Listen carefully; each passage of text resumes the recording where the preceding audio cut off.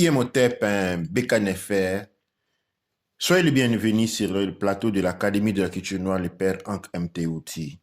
Aujourd'hui, nous allons présenter la deuxième partie de la rubrique Les États illégitimes de l'Afrique coloniale.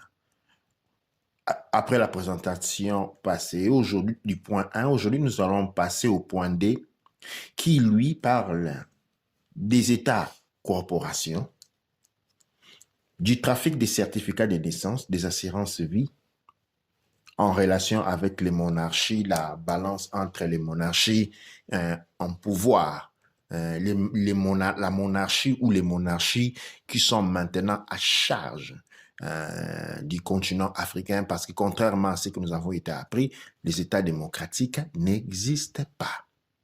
Il n'y a aucun État démocratique. Nous avons des États avec une monarchie au pouvoir, qui nous connaissons, la plupart des États européens, comme nous l'avons vu, dernièrement avec Karuchinetcher, qui est avec moi sur le plateau, ont des familles souveraines. Quand vous n'avez pas une monarchie au pouvoir, c'est parce que vous avez été conquise et soumise. Les États illégitimes de l'Afrique coloniale présentent ou fait une analyse de pourquoi de la situation, pourquoi de l'incompétence de ce que nous avons observé et nous observons chaque jour sur la situation africaine. En réalité, il ne s'agit pas du tout d'une incompétence. L'on pense que les gouvernements africains sont incompétents seulement de la mesure où on ne comprend pas l'éthique de son fonctionnement. Les gouvernements africains nés des expériences des années 60 sont des gouvernements coloniaux. En tant que gouvernements coloniaux, ils ne doivent qu'entretenir les transferts des ressources depuis les colonies jusque dans les métropoles.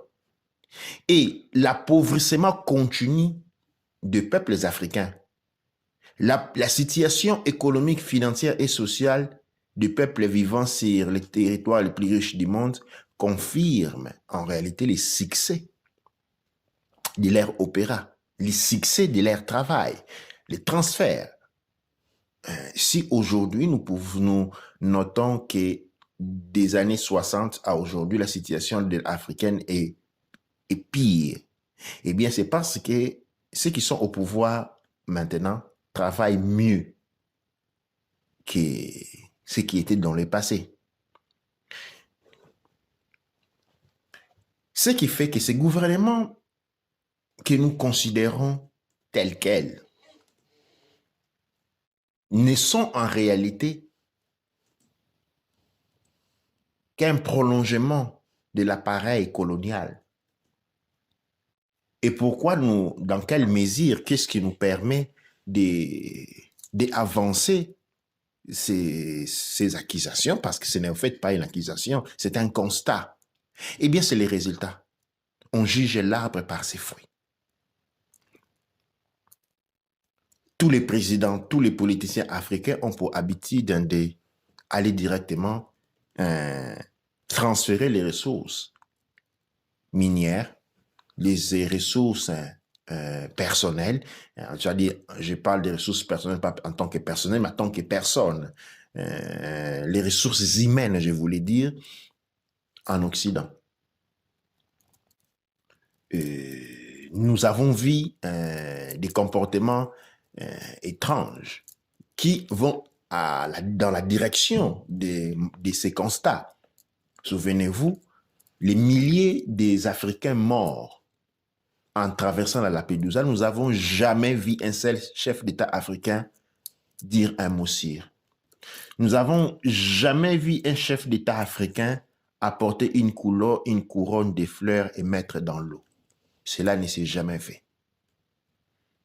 Quand les marchés d'esclaves renaient en Afrique du Nord, nous avons vu aucun État, un chef d'État africain envoyer une lettre à leur homologue, chef d'État africain des pays arabes du nord de l'Afrique, pour leur demander des justifications.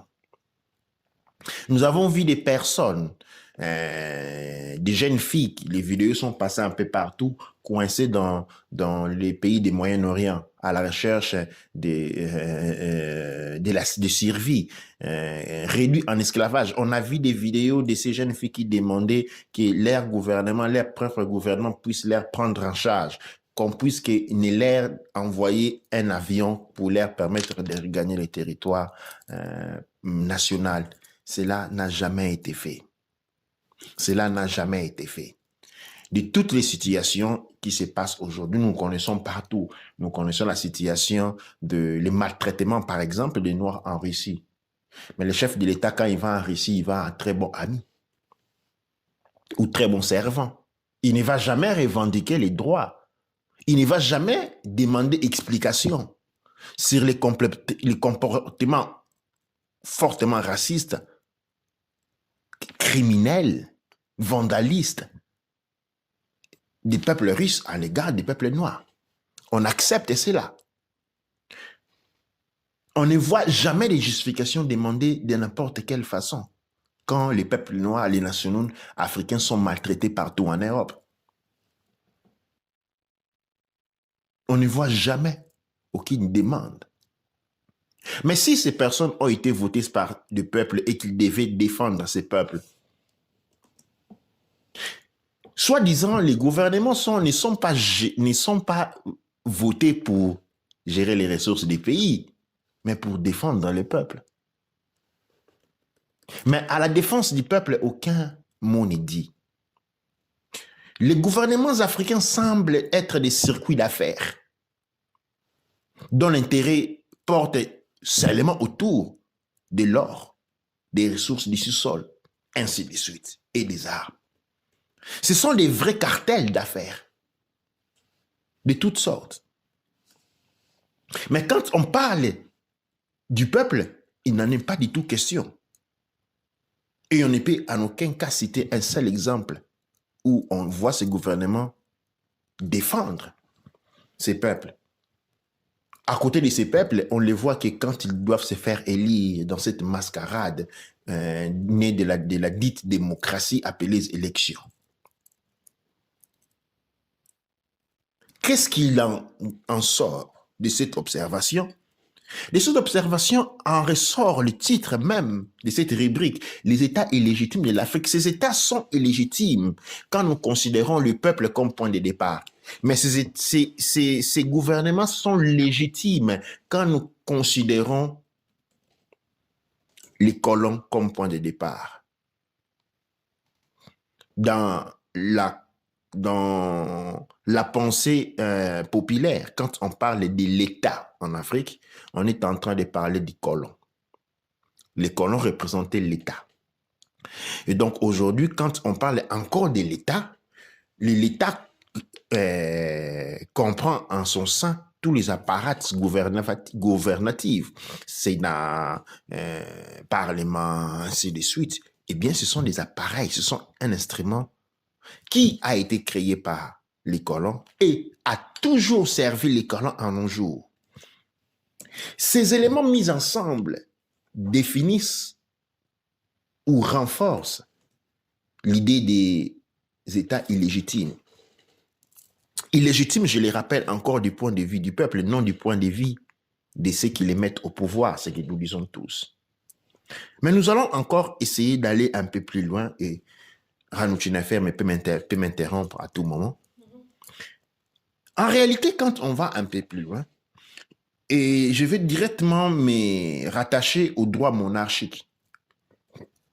Les droits monarchiques faisant partie de la jurisprudence monarchique est une matière d'étude qui a complètement disparu en Afrique depuis la chute des empires, des royaumes. Chaque nation ou chaque territoire a un document royal rédigé qui détermine beaucoup de choses. Eh bien, ceux qui pensent que l'état des monarchies sont dévolus se trompent. Dans la première partie des États légitimes de l'Afrique coloniale, j'ai fait mention du Code civil français qui, encore de nos jours, dit que la Constitution et les lois sont promulguées par les rois. L'Angleterre, nous n'en parlons même pas, qui contrôle tout le Commonwealth. Commonwealth rentre en concert même les États africains. Ouais. Il y a des États en Afrique comme la Gambie qui est une propriété privée du gouvernement anglais, reconnue par tout le monde. Encore aujourd'hui, leur bilan, tout ce qu'ils font dépend directement de l'Angleterre, du gouvernement anglais. Ce qui dit gouvernement anglais dit la reine d'Angleterre. C'est son territoire privé. Et ce n'est pas seulement la Gambie, la Kenya, le Nigeria font partie de ces mêmes lois. Les droits monarchiques, quelque chose de très important.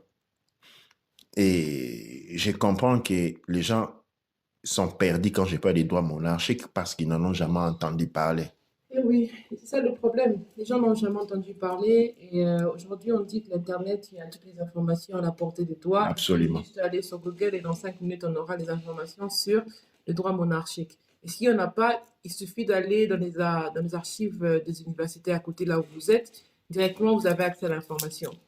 Alors, le droit monarchique, il est important. Il peut sembler un peu une chose alien ou bizarre, mais en réalité, c'est une chose qui est réelle.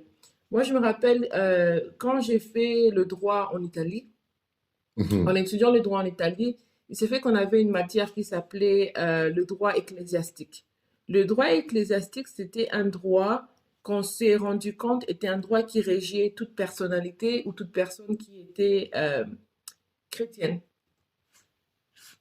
Donc, tout chrétien, sans le savoir, était quand même sous ce droit qu'on appelle le droit ecclésiastique ou le droit canonique, le droit catholique. Donc, il y avait plusieurs étapes du droit ecclésiastique, du droit canonique et du droit catholique.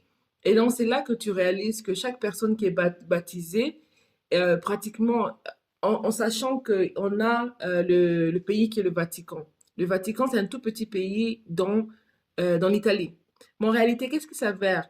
Les membres ou les personnes qui habitent le Vatican ne sont non seulement les personnes qui résident au Vatican physiquement dans le Vatican, mais c'est aussi toute personne qui réside dans les églises catholiques. Parce que les églises catholiques, ils font avec un décret particulier, peuvent accéder au fait ils font partie de la terre chrétienne. Et donc, beaucoup de droits canoniques chrétiens qui étaient faits faisaient que toute personne, peu importe qu'il soit noir, blanc ou je ne sais pas, qui naît dans un territoire catholique ou qui dit qu'il est catholique, donc qui s'identifie à la personnalité catholique, devient sujet du droit catholique ou du droit ecclésiastique. Ce qui fait que ces droits ne s'appliquaient pas seulement sur les prêtres ou sur comment les prêtres avaient un rapport avec l'Église catholique, mais aussi sur tous les croyants, entre guillemets. Donc, toute personne baptisée selon le droit canonique était un membre du droit canonique. Donc, ce qui fait que une personne qui a le droit canonique, qui est sous le droit canonique, pouvait en effet soit être sous les effets du droit canonique lui-même ou encore sous l'effet du droit régional ou local. Et donc, c'est quelque chose qui est très important à comprendre. Et c'est comme ça que on réalise en réalité que maintenant, quand on parle du droit royal, le droit royal n'affecte pas que les royaux, mais affecte tous les sujets de leur royaume aussi. Et c'est comme ça que le problème il vient. C'est comme le droit canonique affectait les prêtres, mais aussi tous les sujets des prêtres, entre guillemets, les chrétiens ou les chrétiens catholiques baptisés. Je souligne très bien. Et maintenant, on voit qu'avec chaque pays soit juge d'adopter le règlement canonique ou pas. Et c'est comme ça qu'on voit qu'il y a beaucoup de prêtres qui ont fait des abus sur les enfants, sur les mineurs, ne sont pas allés à l'église grâce au droit canonique ou le droit ecclésiastique. Donc, peu importe la religion, ils ont des accords avec les États qui fait qu'on ne peut pas seulement attraper un prêtre et le mettre en prison directement. Et ça, c'est le même pour le droit royal. Les droits royaux, c'était des droits qui non seulement donnaient c'est difficile à dire aux gens parce que les gens se disent qu'on n'a pas besoin des royaux, on n'en veut pas. C'est pas ça l'important. L'important, c'est pas si on veut ou on a besoin des royaux, Mais l'important, c'est de vraiment comprendre ce qui se passe au final. Dans le Mhm, sens que, avec le droit canonique, ou le droit royal, il y a eu un peuple, ou je peux dire nos ancêtres, qui se sont réunis, qui ont décidé d'adopter une certaine manière de faire les choses. mhm, Maintenant, quand une règle est régie, ça fait que pour que cette règle puisse être abroguée ou cette règle puisse être désapprouvée ou mise de côté, mhm, il faut une loi ou une règle qui répond à celle qui était là avant. mhm. À moins il y a eu un chamboulement ou un État qui est mis sur un autre et c'est une occupation, donc on vous impose du droit. Mais Absolument. même avec les occupations, qu'est-ce qu'ils essayent de faire? En réalité, dans beaucoup de cas, ils essayent de parler avec les anciens régnants ou les membres juridiques du règne ancien pour voir comment on peut intégrer le nouveau règne dans le peuple. Sinon, la règle, elle s'attache pas sur le peuple. Mhm. C'est une occupation. Donc, comment faire qu'une occupation devienne légale? Et c'est ça qui est fait avec l'esclavage. On peut voir avec la colonisation, c'est une occupation qui est rendue légale. Ouais. On le voit aussitôt parce que même encore aujourd'hui, on dénote, bien que la plupart des Africains soient inconscients de l'existence royale, mais quand ceux qui ont les sangs royaux et réclament la royauté viennent voyager en Occident, eh bien, ils sont récits avec les honneurs royales. Ces informations ne filtrent pas parce on leur laisse Mhm, sans pouvoir d'agir parce qu'on leur détache de leur terre et cette terre est mise entre les mains des soi-disant présidents qui répondent à l'autorité souveraine des royautés. En fait, en regardant même si Wikipédia, quand on regarde la monarchie du droit divin, on dit que c'est un régime politique de monarchie absolue dans lequel le pouvoir des souverains est légitimé par la volonté de Dieu et par la filiation. Par exemple, les monarchies françaises est des droits divins, car selon saint Paul, toute autorité vient de Dieu. Ça, c'est une phrase que l'on répète souvent sans comprendre ce que cela signifie. Quand saint Paul, ça introduit la phrase toute autorité vient de Dieu, il était en train de parler de l'autorité royale. C'est mhm, pourquoi l'autorité royale est sacrée. L'autorité royale, il est lié avec la spiritualité, avec les dimensions supérieures, les dimensions culturelles antécédentes, mhm, précédentes. C'est pourquoi on parle des droits divins. C'est les liens. La royauté, la monarchie représentent les liens qui lient au passé. Ce ne sont pas les ngunzas, ce ne sont pas les spirituels. Même les spirituels, sans un roi, sans une reine, le lien n'est pas assuré. Et ce n'est pas moi qui le dis, c'est la structure de notre monde qui le démontre, qui ne le dit pas, qui ne le montre. Quand vous allez dans tous les États puissants aujourd'hui, vous trouvez cette structure-là bien respectée. Vous avez les rois et la reine qui restent. Vous les trouvez en Inde, vous les trouvez au Japon, vous les trouvez en Philippines, vous les trouvez en Malaisie, vous les trouvez en Allemagne, vous les trouvez en Angleterre. Partout, il y a ces structures-là. Et faites attention. Dirigez-vous maintenant. Je ne parle pas du Canada. Nous avons la reine d'Angleterre, c'est la reine du Canada. Et la reine d'Angleterre, c'est la reine de la Nouvelle-Zélande. Maintenant, allons dans les pays où les monarchies ont été chambouillées. Eh bien, c'est les pays qui sont dans la pauvreté. mhm. Et c'est les pays d'où on parle des spirituels qui sortent de gauche à droite, mais ils sont sans pouvoir. Et les spirituels même, ils ont besoin d'un général, et le général, c'est les rois. Ce général-là ne peut pas être un président. Un président ne peut pas prendre cette place-là. Et pourquoi un président ne peut pas prendre cette place-là? Quelqu'un me poserait la question. Ce n'est pas facile de comprendre quand on n'a pas étudié les droits monarchiques. Quand on ne comprend pas les droits monarchiques, eh bien, on posera des questions. C'est comme quelqu'un qui va au tribunal, qui n'a pas de notion de droit, eh bien, il se voit condamné à 3 mois de prison pour avoir volé un morceau de pain. Il va dire, mais pourquoi 3 mois de morceau? Je n'ai que volé un morceau de pain. Mais on va dire, non, écoutez, il y a des lois qui sont écrites quelque part qui disent que pour cette faute-là, telle est la condamnation. Mais la personne va hésiter, va se battre parce que lui, ces livres-là ne l'a jamais lu.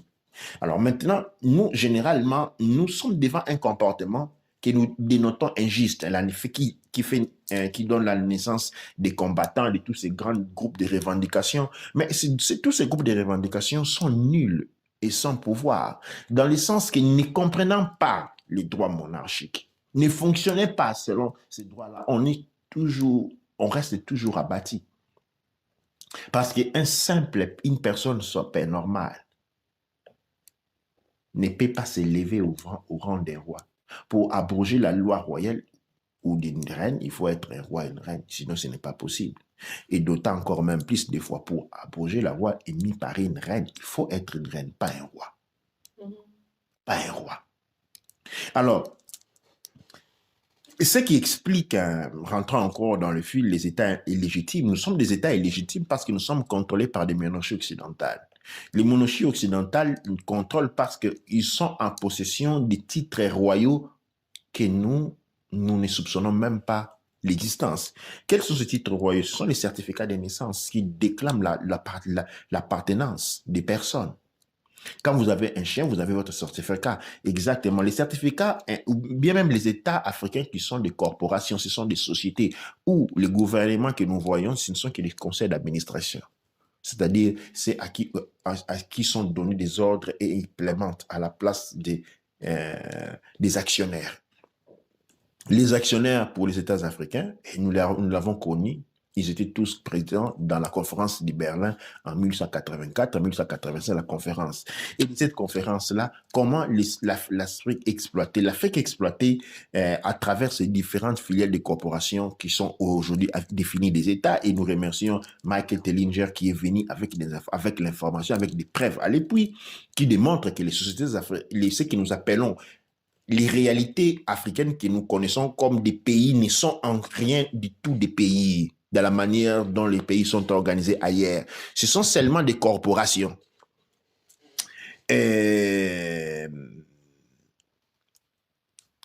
Après cela, nous avons les certificats de naissance qui sont échangés sur les marchés internationaux. Nous avons des assurances vie, ce qui fait que chaque fois qu'il y a les guerres sont provoquées parce qu'ils rapportent le nombre de morts, 10 ans avant une guerre, les personnes sont assurées, on verse des primes d'assurance, 10 ans après, on provoque une guerre, et chaque personne qui tombe, qui a été enregistrée à sa naissance, une fois qu'il est mort et on émet un certificat de décès, ce sont des millions de dollars que les gens empochent. Qui sont ces gens-là? Ce sont ces gens qui sont des royaux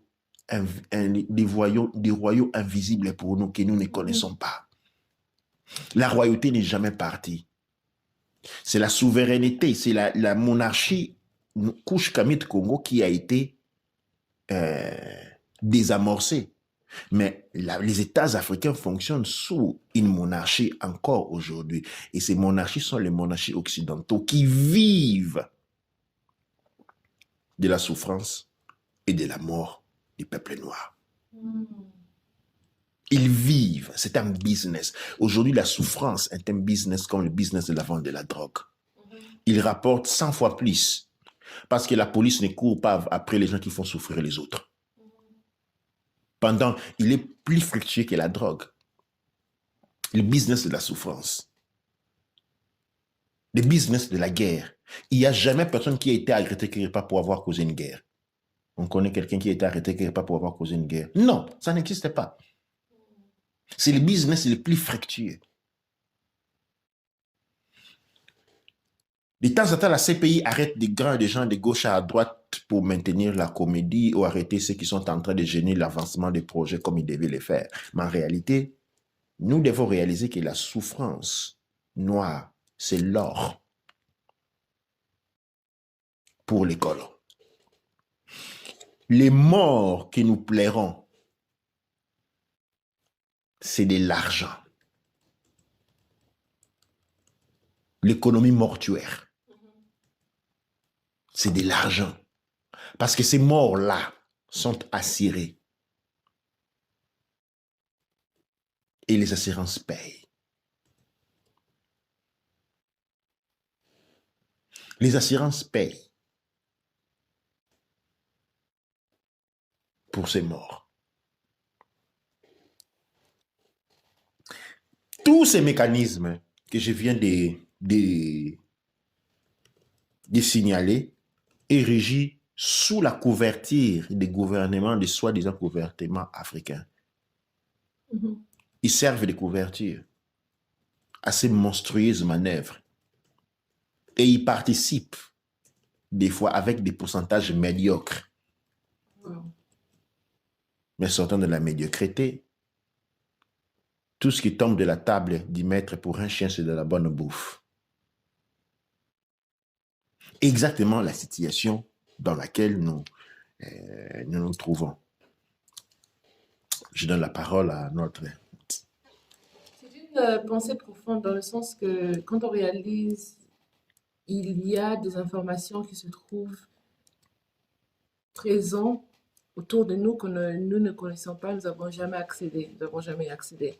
Donc, c'est par exemple le fait qu'il y ait que même en France aujourd'hui, il y a la revendication actuellement qui fait dans le fait qu'on réalise que, tiens, on a eu des gouvernements, mais ces gouvernements, ils étaient entre guillemets illégaux, Illégal, ouais. dû au fait qu'ils n'ont pas abrogé la loi de la manière correcte.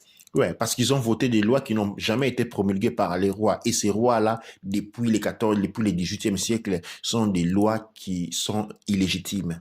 Voilà. Nous sommes en train de parler de la jurisprudence, nous ne sommes pas en train de parler des émotions. Et j'allais ajouter, pourquoi nous avons très peu de vie sur ce genre de choses? Tout simplement, je vais vous remarquer quelque chose que nous sommes sortis, les peuples nord sortent d'une expérience dramatique, celui de la guerre depuis le 14e siècle au 18e siècle, et puis de la colonisation, c'est-à-dire de 1390 à 1885, 84, 80, 85, bon, 1880, nous avons la guerre de destruction de mise à genoux de l'Afrique. De 1885 à 1960, c'est la colonisation et puis l'après-colonisation qui nous porte jusqu'à aujourd'hui. Nous avons la première étape de la colonisation de 1885 à 1960, c'était une colonisation directe, assimilée directement par les Blancs.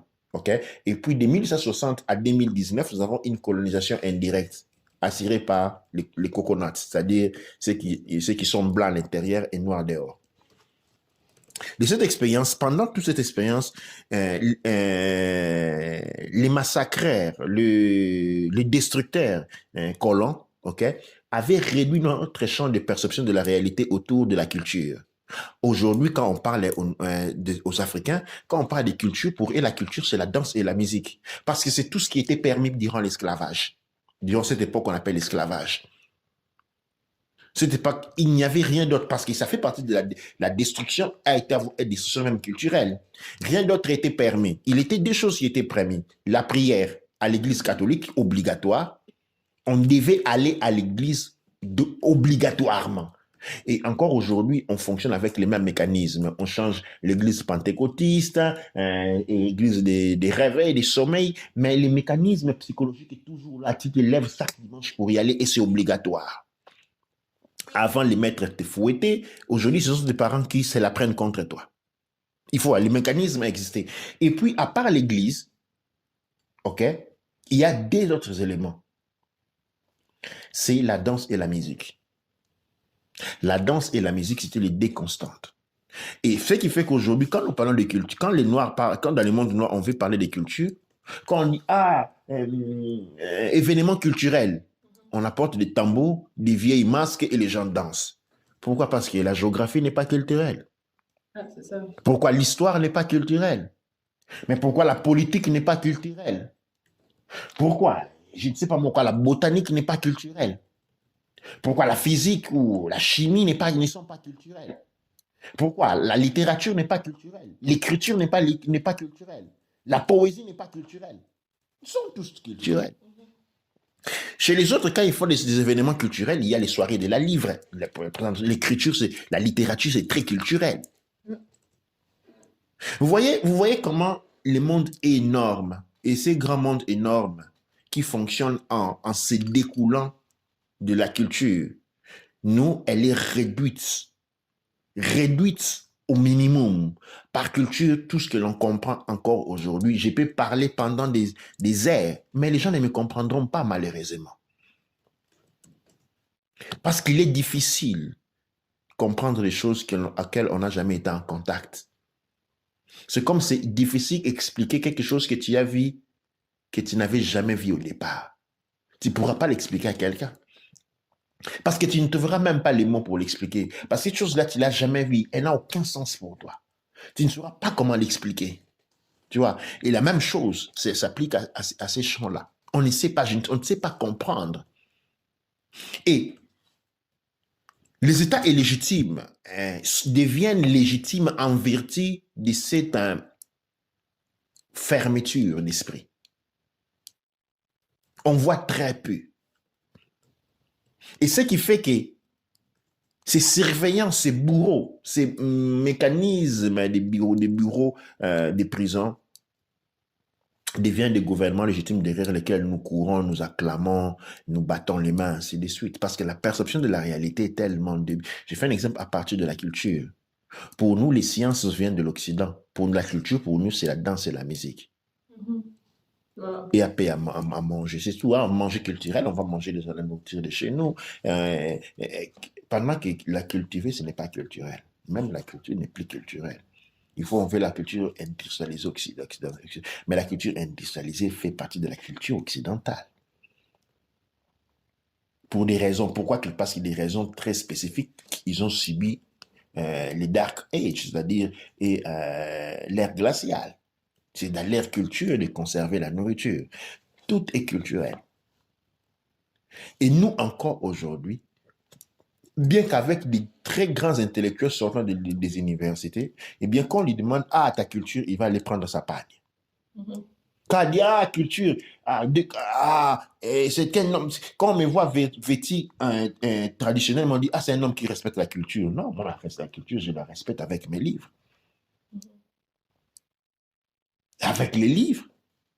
C'est ça, c'est la diversité dont on n'est pas, qui n'est pas accordée, qui n'est pas donnée en Afrique au final.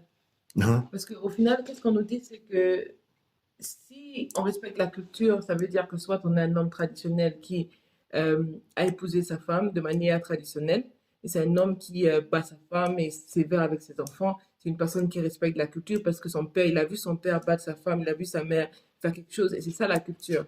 Et je pense que c'est ça qui devient le point le plus important, c'est de savoir que oui, on peut avoir, avoir vécu avec nos grands-parents, nos parents et tout, on peut être là présent et avoir vraiment vu comment ils se comportaient, de quelle manière ils se comportaient, comment ils disaient de comporter avec la culture. L'élément qui est perdu aujourd'hui, c'est de réaliser que le monde aujourd'hui n'a pas 2000 ans, il n'a pas 4000 ans, on parle de billions des années. Pour beaucoup de gens qui connaissent aujourd'hui. Aujourd'hui, on réalise que l'être humain, il marche sur cette terre pendant beaucoup, beaucoup de temps. Donc, tout ce dont on peut parler qui a moins de 500 ans, c'est comme, pour l'histoire du monde, c'est comme une C'est très petite récent. publicité pendant qu'on regarde un grand film. Oui. Il faut, si vraiment on veut comprendre qu'est-ce qui se passe, prenez tous ces petits moments-là et rendez-vous compte que ce que votre grand-père faisait, ce que vos parents faisaient, ce qui était fait là maintenant, c'est important de le restaurer parce que c'est symbolique de la culture de leur époque. Mais maintenant, si on veut parler de la culture du peuple entier, là, il faut utiliser différemment. Non, absolument. La culture, nous sommes en train de retrousser nos pas. Hein? On a perdu les chemins, on doit rentrer sur les pas. Et quand on rentre, c'est la meilleure façon de retrouver tout le monde, c'est de rentrer sur ses pas. L'humanité au début était un. Et tout le monde nous avons perdu les sentiers. Nous devons retourner sur nos sentiers pour retourner sur les pas. En fait, c'est quoi? La perception de la culture que nous avons dans le monde colonial noir, encore colonial noir, c'est que c'est un limite. La culture est un limite qui t'empêche D, qui t'empêche A. Or, la culture est un propulseur. C'est grâce à la culture que Newton a découvert ce qu'il a découvert. C'est grâce à la culture que je ne vais pas maintenant commencer à chanter des noms des personnes, mais rentrons sur Cheikh Anta Diop. Cheikh Anta Diop était Cheikh Anta Diop par rapport à la niveau de culture qu'il avait. Les mêmes et des Théophile Obenga, notre grand-père. Il est par la force de la culture qu'il possède. Et donc, la culture donnée, la culture coloniale est appelée la culture de la limitation. Parce que cette culture-là, c'est-à-dire, quand on dit culture, c'est un ensemble d'habitudes, des rituels et des comportements, avait pour objectif limiter le développement de l'homme noir. C'est une culture coloniale, c'est une culture liée au développement. Et quand on voit les manques du développement qui caractérise les mondes et les communautés noires, en fait, ce manque est dû à une culture limitante. Et les exemples sont devant vous. On tient les enfants coupés à la maison et une culture très limitante. On ne laisse pas les enfants s'exprimer. L'enfant doit se taire et l'enfant ceci. C'est une, Comme un lion de la maison. oui, les parents sont les lions. Et c'est que les parents sont les lions de la maison parce qu'au travail, les patrons, c'est un lion. Au gouvernement, les ministres, c'est un lion. Les présidents, c'est un lion. C'est-à-dire, c'est un mécanisme à travers lequel chacun sert des surveillants et des bourreaux aux autres. Et c'est une culture limitante. Aujourd'hui, nous sommes exposés à des limites, nous sommes exposés à des retards parce que nous avons absorbé, nous avons intégré la culture coloniale comme notre culture, comme exemple de culture, parce que ce que nous avions comme culture avait été détruit. Les garants de la culture, c'est-à-dire la monarchie, avait été détruite. Il n'y avait plus de piliers culturels. Et donc, une nouvelle culture, une hybride de culture a été imposée. C'est c'est ce que nous appelons la culture coloniale, qui est aujourd'hui appelée la culture africaine post-colonisation. Et cette culture-là est beaucoup plus limitante que la culture durant la guerre qui commence à la fin du XIIIe siècle jusqu'au XVIIIe siècle, à la fin du XVIIIe siècle, parce que là, on était conscient de ne pas être libre de combattre pour la liberté. La situation après, on n'est toujours pas libre, mais on croit être libre. Et on se pose la question de pourquoi tant de souffrances. Et comme solution, on va prier. Et on est convaincu que c'est le diable qui est responsable de ces malheurs, des malheurs. Et aussi, il faut parler de la manière dont on commence à prier. Au final, c'est qu'en priant, on prie pour demander à Dieu de nous donner, par exemple, un travail, de protéger notre famille, d'être là pour nous. C'est vrai que dans les prières, des fois, on dit merci pour ça, merci pour tout.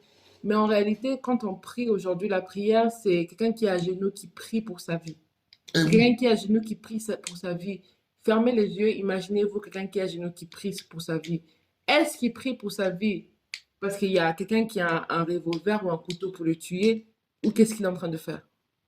Absolument. C'est le même imaginary, et c'est ça qui est le problème, c'est que on a eu un problème qui est qu'il y a la généralisation de tout. Donc, dès qu'une chose est faite, c'est devenu comme la chose qui doit être faite pour tout le monde.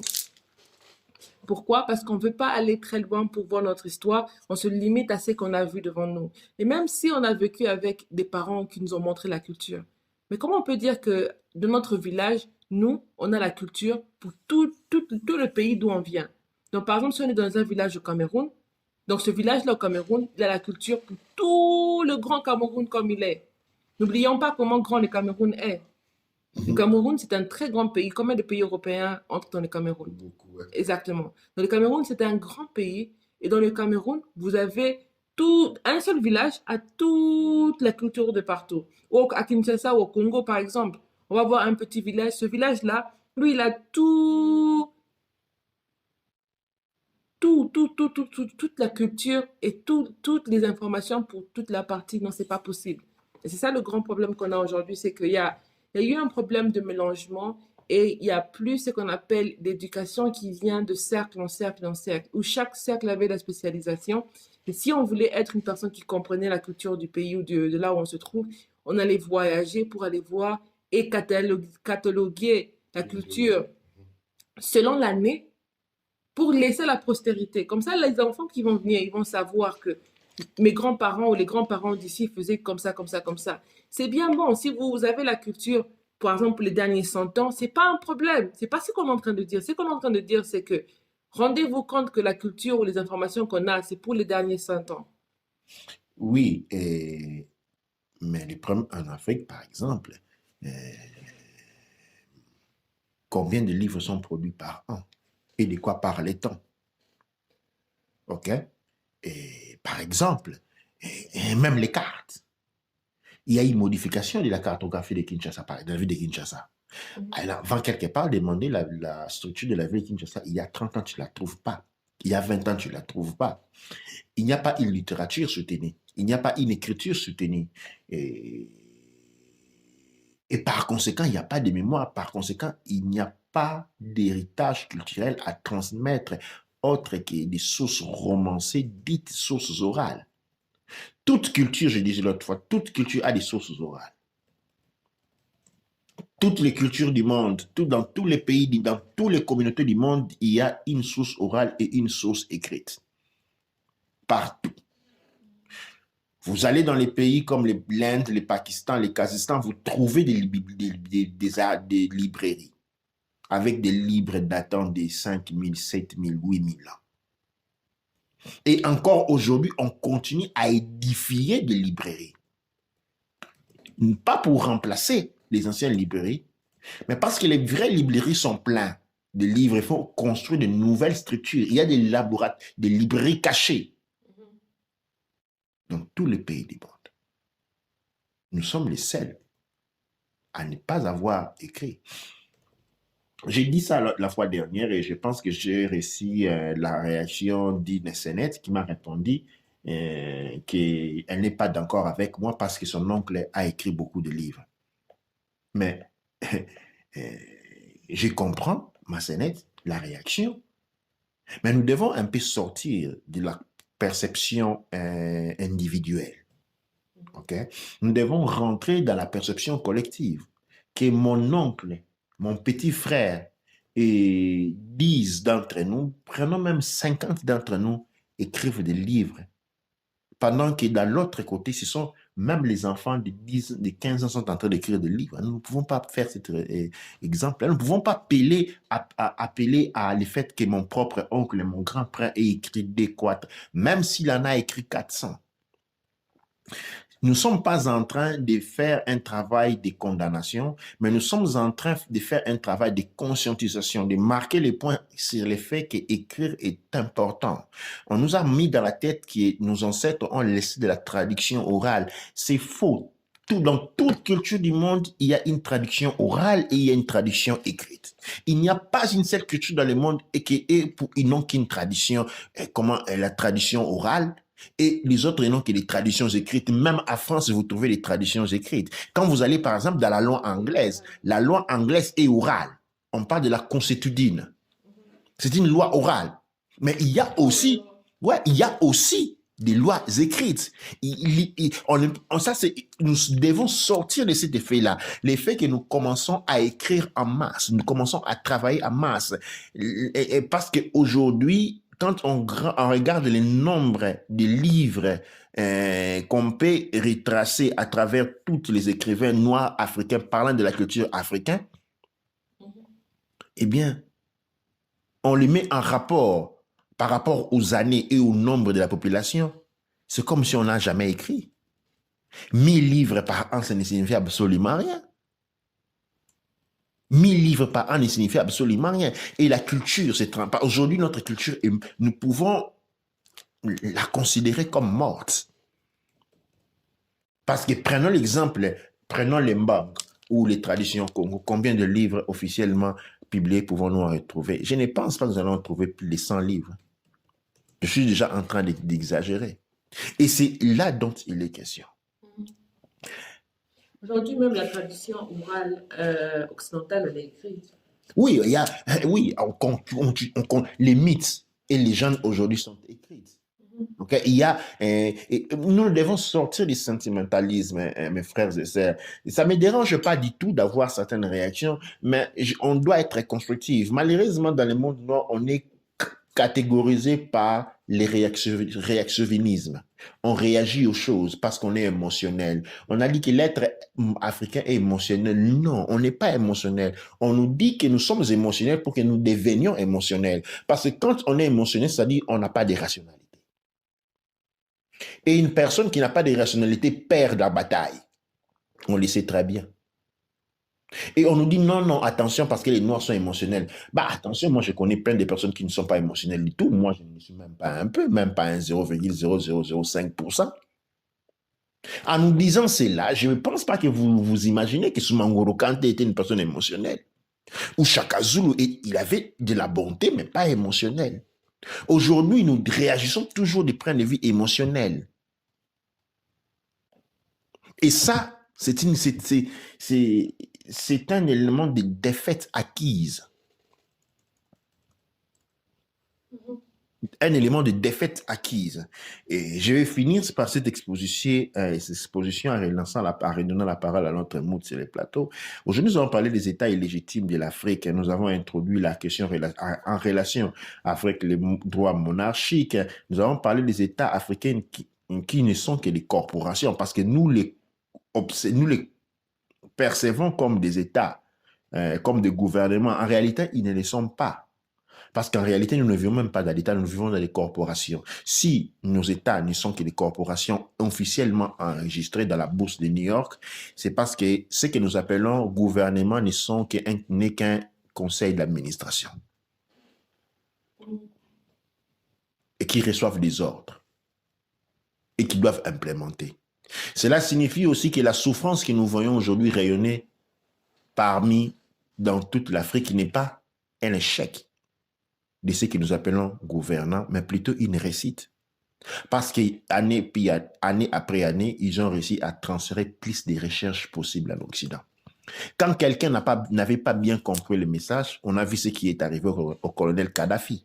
En fait, ils sont venus tout détruire. Non, non, non. Ils sont venus prendre toute l'or qui avait accumulé le pouvoir Kadhafi et cet or a été divisé entre la France, l'Angleterre et les États-Unis. Ils sont venus derrière Kadhafi pour l'or.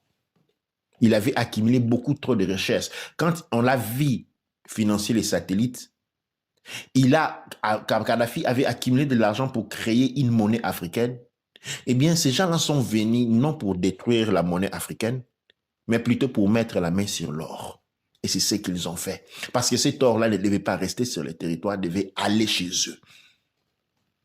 Aller chez eux. Et tous les présidents africains depuis les années 60, un après l'autre, ont tous transféré leurs ressources en Europe. Et quand leur pouvoir était fini, tout avait été confisqué. Parce que c'est comme ça. C'est exactement la même politique de la relation entre la colonie et la métropole. Et nous vivons encore avec le même régime. Nous venons travailler en Europe.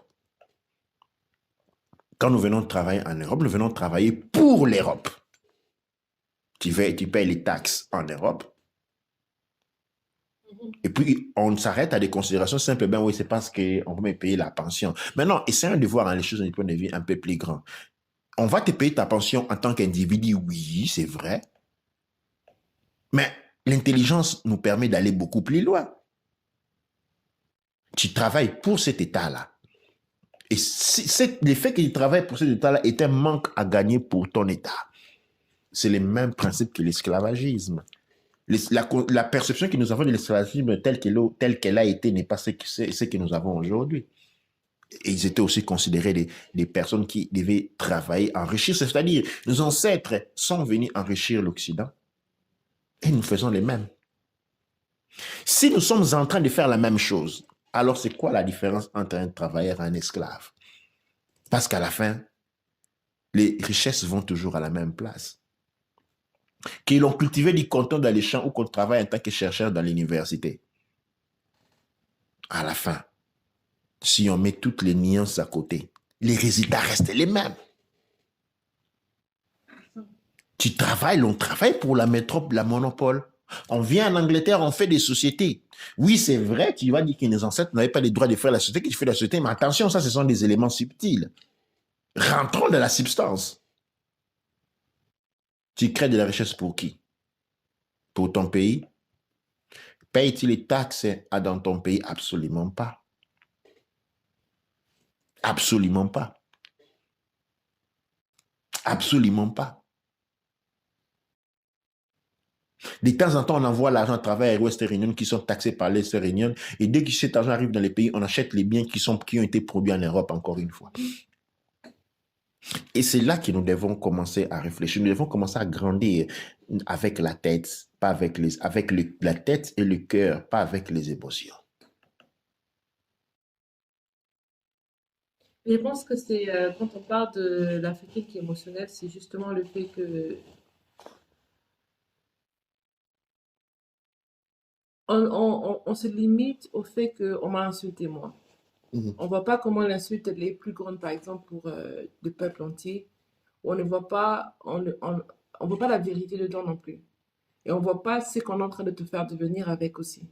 Et donc c'est comme ça qu'après un mot qui a été insulté pendant très longtemps, le mot par exemple nègre ou nègre, maintenant les musiciens ils en chantent dans des chansons.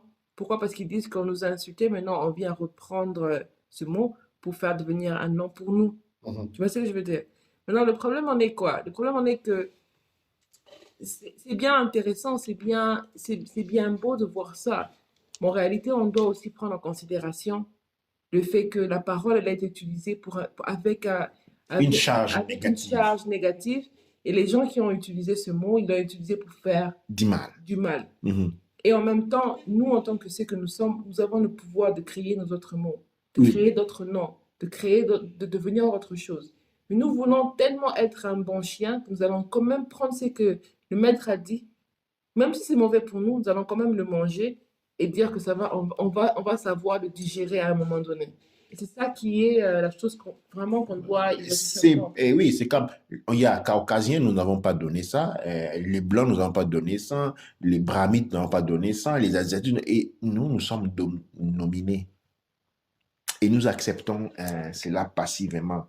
Et cette passivité qui nous caractérise, en fait, il y a vraiment beaucoup de travail à faire là-dessus. Et en tout cas, j'invite ceux qui sont des enseignants à pouvoir s'y pencher sérieusement. Et aujourd'hui, on parle de la Renaissance africaine, de la Renaissance africaine, mais soyons objectifs. Nos ancêtres, au temps de Cheikh Anta Diop, nos ancêtres se sont battus contre les colons à l'époque où ils étaient plus forts et les colons étaient, déjà dit, par rapport à nous, nos ancêtres étaient beaucoup plus forts que nous, beaucoup plus avertis, beaucoup plus alertes, beaucoup plus puissants que nous. Et, et les colons d'hier étaient moins forts que d'aujourd'hui. Et nos ancêtres ont été vaincus. Nous, aujourd'hui, nous sommes beaucoup moins faibles que nos ancêtres et les colons sont beaucoup plus puissants qu'ils l'étaient hier. Et nous passons les vaincre. Par quelle magie? Nous n'avons pas accès aux sciences. Nous n'avons aucun accès à la littérature. La culture, nous la rejetons. Notre culture qui pourrait nous fournir les instruments, les connaissances, les valeurs, nous la rejetons. Mais nous voulons vaincre contre quelqu'un qui est un système qui est 100 fois plus fort qu'il était pendant les années, pendant l'agression de l'Afrique, entre les 16e, les 13, non, entre les 13e et les 19e siècle, le 18e siècle, nous avons des empires, c'est-à-dire autonomes, indépendants. Ils ont été vaincus par les colons. Maintenant, les empires indépendants africains étaient beaucoup plus puissants que nous sommes aujourd'hui. Aujourd'hui, nous sommes divisés, nous haïssons les uns les autres, nous ne nous voulons pas, nous sommes hypocrites, maladroits et mauvais. Nos ancêtres n'allaient pas chercher les fioti-fioti. Les ancêtres avaient des valeurs, avaient de l'éthique que nous n'avons plus. Ils étaient en bonne santé, la santé que nous ne mourrait pas des AVC. Les jeunes ne mouraient pas. Et nous avons été battus. Aujourd'hui, faibles comme rien, plein des antivaleurs, nous voulons vaincre un système qui, dans le temps, s'est fortifié et 100 fois plus fort qu'il était. Wow. Et oui, ça c'est la vérité, c'est la vérité. Comment penser, même vaincre? C'est pas qu'il est impossible, mais dans les conditions données. C'est un mirage.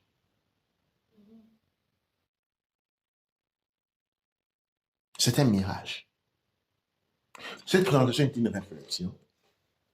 Et je pense que nous allons nous arrêter aujourd'hui pour les États illégitimes de l'Afrique coloniale en relation avec la droit monarchique, les États corporations de l'Afrique, les certificats de naissance revendus au marché international, les assicurations de vie qui enrichissent les monarchies occidentales à travers les guerres, les morts et les destructions que nous sommes en train de voir aujourd'hui.